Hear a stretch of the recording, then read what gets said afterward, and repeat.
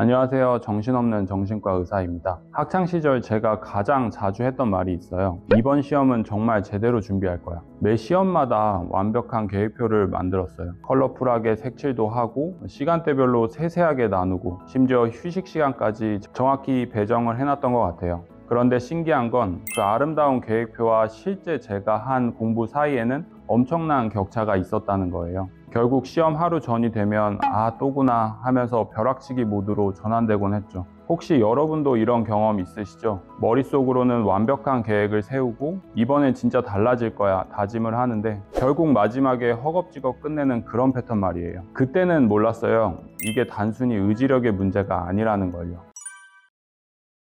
네, 이 질문 정말 많이 받아요. 그리고 저 역시 오랫동안 고민했던 부분이기도 합니다. 먼저 이걸 알아주셨으면 해요. 이건 여러분이 의지력이 부족해서가 아니에요.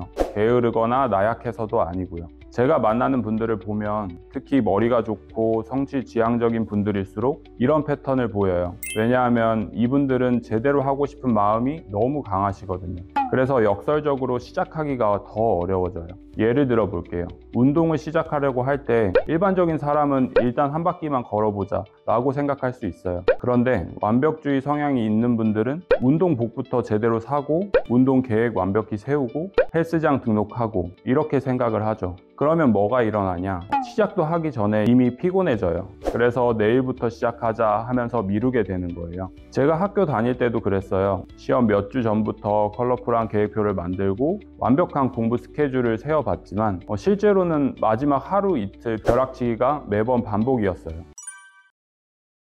아니에요. 완벽주의 자체는 나쁜 게 아니에요. 오히려 여러분의 장점이죠. 문제는 완벽주의의 타이밍이에요. 완벽주의는 다듬는 단계에서 발휘되어야 합니다. 그런데 많은 분들이 시작하는 단계에서 완벽하려고 하시거든요. 그러면 영원히 시작할 수가 없어요. 제가 발견한 비밀은 이거였어요. 시작과 완성 사이의 중간 단계를 만드는 것. 대학생 때 예를 들어볼게요. 발표 준비를 완벽하게 하려고 하니까 자꾸 미뤄졌어요. PPT를 만들어야 하는데 자료조사부터 완벽하게 하고 슬라이드 디자인도 예쁘게 하고 발표 연습도 여러 번 해야 하고 머릿속이 복잡해지면서 부담만 커지더라고요. 그런데 어느 날 정말 우연히 발표 하루 전에 절망적인 마음이지만 우선 컴퓨터 앞에 앉았어요. 그리고 이제 망했다 하는 마음으로 그냥 무작정 파워포인트를 켜놓고 있었죠. 완벽한 발표는 포기하고 일단 제목이라도 써보자 생각이 들더라고요. 신기하게도 제목을 쓰고 나니까 자연스럽게 첫 번째 슬라이드에는 뭘 넣지? 하는 생각이 들기 시작했어요. 그러다 보니까 조금씩 내용이 정리되고 생각보다 괜찮은 발표 자료가 만들어졌어요. 물론 완벽하진 않았지만 시작도 못했을 뻔한 상황보다는 훨씬 나은 상황이었죠. 핵심은 불완전한 시작을 허용하는 것이에요. 운동하고 싶으면 운동복만 입어보세요. 공부하고 싶으면 책상에만 앉아보세요. 블로그를 쓰고 싶으면 제목이라도 적어보세요. 이렇게 하면 두 가지 좋은 일이 일어나요. 첫 번째, 시작의 부담이 확 줄어듭니다. 둘째, 일단 시작하면 뇌가 연결 모드로 바뀌면서 자연스럽게 다음 단계로 이어질 수가 있어요. 아닙니다. 의지력의 문제가 아니에요. 이건 환경 설계의 문제일 수 있어요. 의지력이라는 건 근육과 비슷해요. 쓸수록 지치거든요. 그래서 의지력에만 의존하면 며칠 못 가서 지쳐요. 하지만 환경을 잘 설계하면 의지력을 거의 쓰지 않고도 원하는 행동을 할 수 있습니다. 제가 요즘 발견한 걸 예로 들어볼게요. 매일 아침 커피를 마시면서 ADHD 관련 웹사이트나 SNS를 둘러보려고 하는데 그때 흥미로운 글이나 연구 결과를 발견하면 바로 제 경험과 연결해서 댓글을 달기 시작했어요.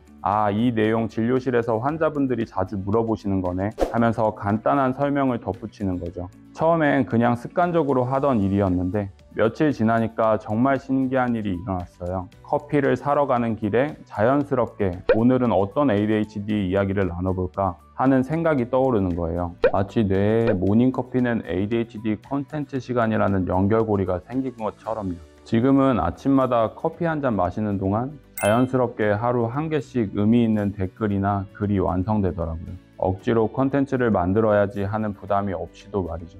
이게 바로 맥락 설계예요. 이미 하고 있는 커피 마시기와 같은 일상적인 행동에 원하는 습관을 자연스럽게 연결시키는 거죠. 제가 정리해본 효과적인 방법들을 이름을 붙여서 알려드릴게요. 첫 번째, 트리거 연결법이에요. 이미 하고 있는 행동을 원하는 행동으로 연결하는 거예요. 예를 들어 양치질 후에 책 한 페이지 읽기, 출근길에 팟캐스트 듣기, 점심 먹고 10분 산책하기, 이런 식으로요. 완전히 새로운 습관을 만들려고 하지 말고 기존 루틴에 살짝 붙이는 거죠.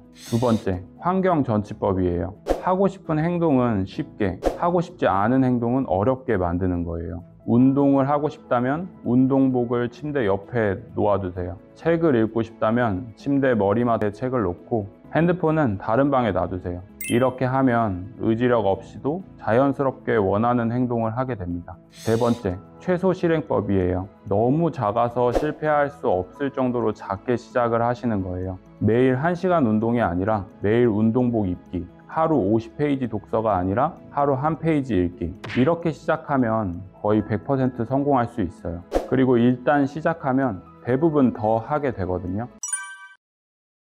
이 질문을 받으면 항상 안타까워요. 많은 분들이 전부가 아니면 전무 사고방식 때문에 오히려 포기하게 되거든요.